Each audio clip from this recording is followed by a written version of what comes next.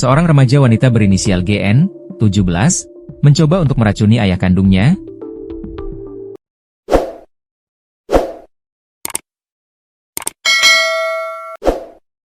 Junior, 40, dengan cara memberi takjil yang sudah tercampur racun.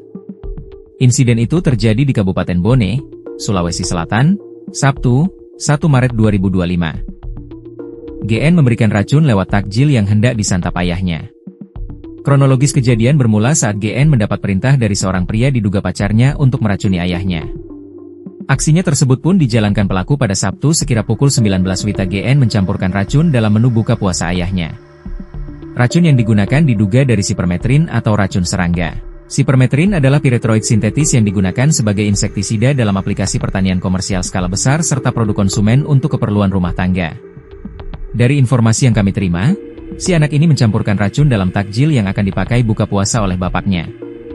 Racun yang digunakan jenis sidametrin dalam kemasan kaleng, kata Kasih Humas Polres Bone, Ibtu Rayendra yang saat dikonfirmasi tribun-timur.com, via telepon Senin, 3 Maret 2025. Beruntung ayahnya bisa mengenali makanannya, sehingga dia bisa selamat dari racun yang digunakan putrinya. Untung saja orang tua dari anak ini cepat menyadari adanya racun dalam takjil. Sehingga takjil tersebut langsung dibuang, ucapnya. Ayah kandung dari pelaku menyadari adanya racun di makanan karena ada bau berbeda. Dia sempat mencium baunya. Setelah itu bapaknya melaporkan ke kami, ucapnya. Polisi yang menerima laporan pada Minggu sekira pukul 22 WITA, langsung bergerak dan mengamankan GN dari rumahnya. Berdasarkan hasil interogasi, pelaku mengakui perbuatannya berupaya meracuni orang tuanya. Pelaku mengaku aksi tersebut dilakukan karena suruhan pacarnya. Berdasarkan informasi Kanit Reskrim Polsek Bengo, cewek ini disuruh cowoknya, ucapnya. Pihaknya belum mengetahui dengan jelas motif dari pelaku. Sedangkan untuk motifnya kami belum sampai ke sana, katanya. Pelaku dikembalikan ke keluarga.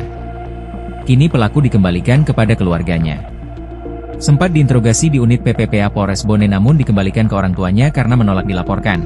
Jelasnya, korban dalam hal ini bapak pelaku menolak membuat laporan polisi sehingga GN pun dikembalikan. Korban yaitu bapak tidak mau melaporkan kejadian tersebut karena anak yang jadi terduga pelaku masih di bawah umur yakni 17 tahun, ujarnya.